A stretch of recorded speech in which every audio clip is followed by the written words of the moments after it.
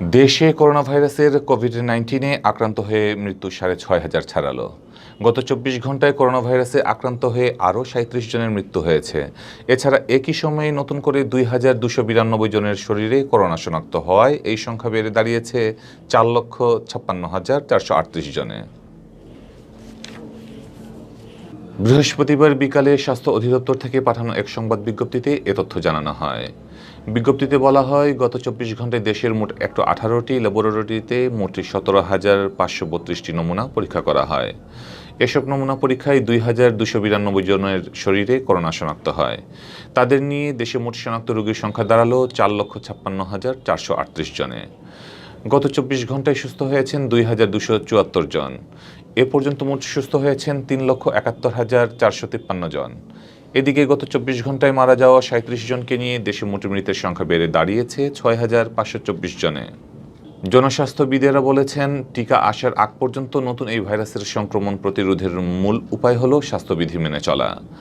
Mask পরা, কিছু সময় পরপর পানি সাবান দিয়ে হাত ধোয়া, জনসমাগম এড়িয়ে চলা এবং সামাজিক দূরত্ব মেনে চলা। কিন্তু এই স্বাস্থ্যবিধিগুলো মেনে চলার ক্ষেত্রে ঢিলেঢালা ভাব দেখা যাচ্ছে। এতে সংক্রমণ আবার বেড়ে যাওয়ার আশঙ্কা দেখা দিয়েছে।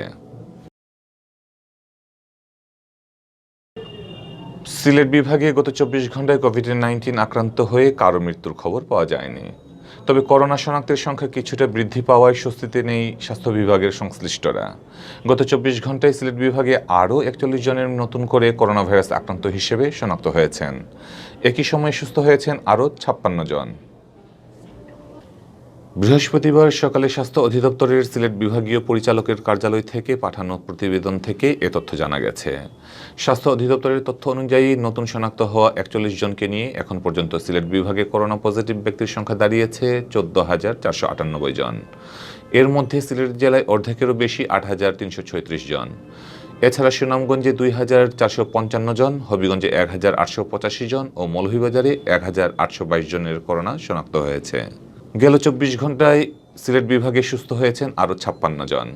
এখন পর্যন্ত সিলেট বিভাগে সুস্থ হয়েছেন ১৩,২৯১ জন। তবে গেল বুধবার করোনায় মৃত্যুহীন পার হওয়ায় সিলেট বিভাগে মোট মৃতের সংখ্যা আগের অবস্থান ২৪৩-এই রয়েছে।